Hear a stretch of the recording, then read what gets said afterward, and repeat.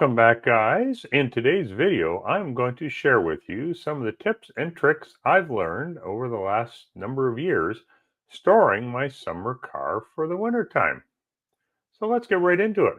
Roll the intro.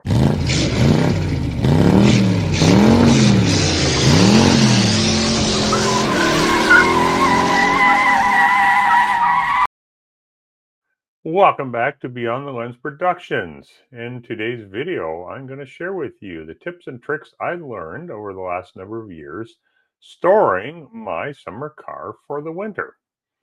I've gathered these tips from talking to various people that store their vehicle, car clubs I belong to, and online searches. So these are all the things that I do every year.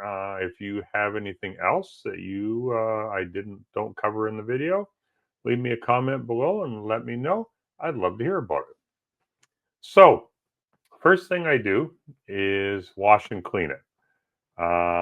Even waxing it might be a good idea. Kind of protects the paint over the course of the winter, but not something you necessarily have to do, but I think it's always a good idea. Next one, get it undercoated. Now, I know a lot of these places like Crown is the one that I use. I've had very good luck with them. I've been using them for about the last 20 years, probably.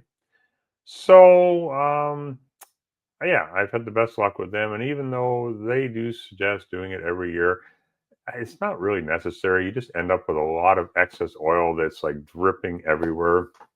Now, they have improved the oils a lot in the last few years, and they don't drip as much as they used to. I was talking to the owner of the local Crown dealer that I deal with, and he was actually telling me that one year they had perfected it to the point where it didn't drip at all, but they had to reformulate it.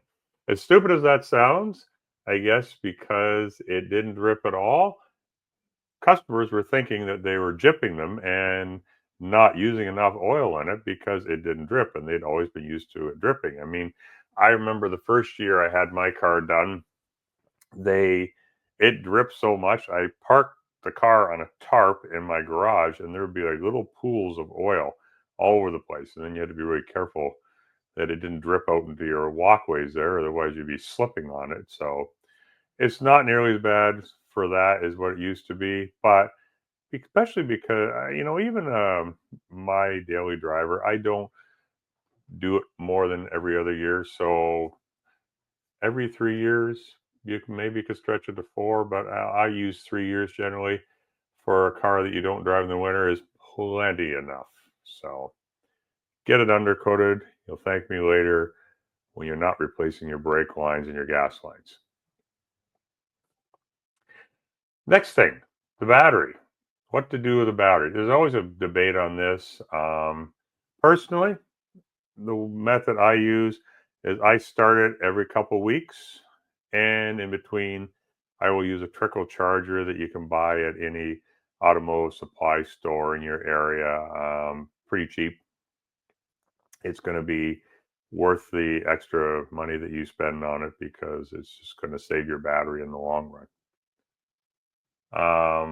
Some people choose to take the battery out, store it somewhere warm. You can certainly do this. I just choose not to do that because I like the idea of moving my car around. What I do is I'll start it up, pull it out of the garage, let it run until it hits operating temperature, let it run for a few more minutes, move it back and forth, put it back in. I just think it does better for the cylinders to have the oil going around in there and protecting the walls of cylinders. And it keeps your brakes from seizing up and any other components. I just think it's a good idea. But you can do either way. I don't think either one is going to be any kind of a catastrophic difference. But anyhow, that's what I do. Next thing, cover it up. Even if you're storing indoors, cover it up. If you're storing indoors, I just use a simple breathable cotton cover. It protects it from dings and scratches. You bump up against it or hit things on it or things fall on it. during the course of the winter. It's just a good thing. Keeps the dust off. So I just think that is a good idea. If you're parking outdoors, definitely use a cover. It's going to protect your car from the elements. And please make sure that you are using a tight fitting cover. Spend the extra money and get a custom fit car cover because it will save you one heck of a lot of work in the spring from trying to buff out all the swirl marks and scuffs in it that you've gotten from the car cover flapping up and down. Now, there's a car around the corner. This guy's got a very nice BMW around the corner, not far from where I live. And he puts this cheap car cover on there, which kind of blows my mind. He's got this expensive BMW and he's putting this cheap car cover. Car cover just goes like this all winter long. Some days it blows off. Then he's got to go put it back on. I can only imagine what the paint looks like in the spring. But anyhow, not what I would do. Mice. Depends on how many mice you have in your area, but that's definitely something you're going to want to protect your car from. I use bounce dryer sheets. I do store mine indoors. I fill the car with all kinds of dryer sheets because they don't like the smell of the bounce dryer sheets. The mice have very sensitive smell and they don't like the odor. Also, I use a couple dishes of mothballs. I place one underneath the engine and one kind of towards the middle to back of the car, just as an added precaution to keep the mice out.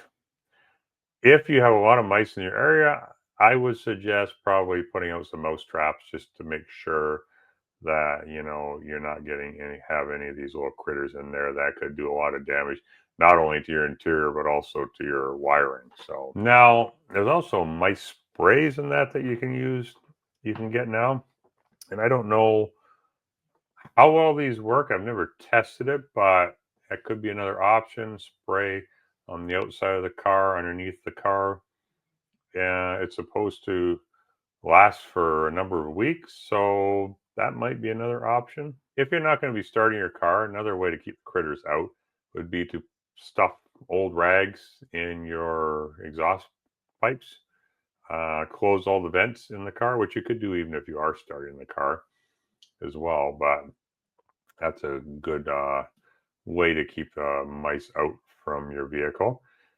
Before you store it, change the oil. Make sure there's fresh oil in it. Make sure all your fluids, coolant, everything is topped up. Make sure there are no leaks underneath your car, so none of your fluids are going to leak out over the course of the winter. Inflate your tires as well. Inflate your tires probably a little bit above what you normally would. I mean, I normally put about 32 psi in my tires. Winter time, I'll bump that up to like 35, 36.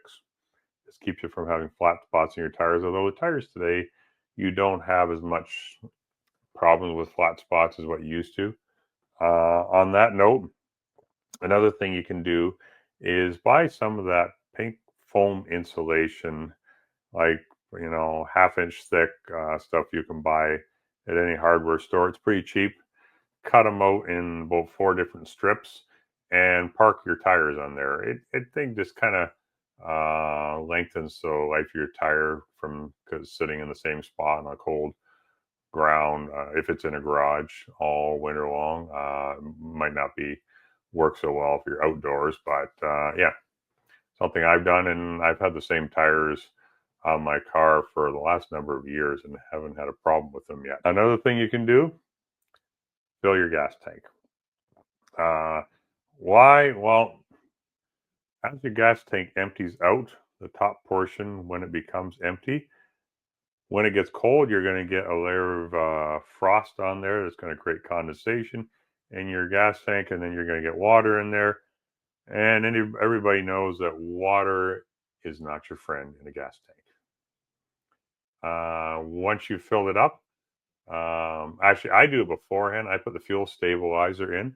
I measure it out for the amount of gallons of fuel I have in my vehicle, and I put it in, and then I fill the gas tank because that way you mix up the fuel stabilizer and whatnot in there. So one last note, now I don't think it's available in every area, but if your insurance company allows you to, mine here allows me to take off the collision and comprehensive on my insurance and just leave fire and theft on there because mine is parked in a locked garage, and it saves me a lot of money over the course of the winter months. So these are all the things that I do. If there's any things that you do or that you've heard of that I haven't mentioned in the video, please leave me a comment below. I'd love to hear it. Everybody has different thoughts and opinions on it. This is just what I personally do. So hopefully it helps you out in storing your vehicle.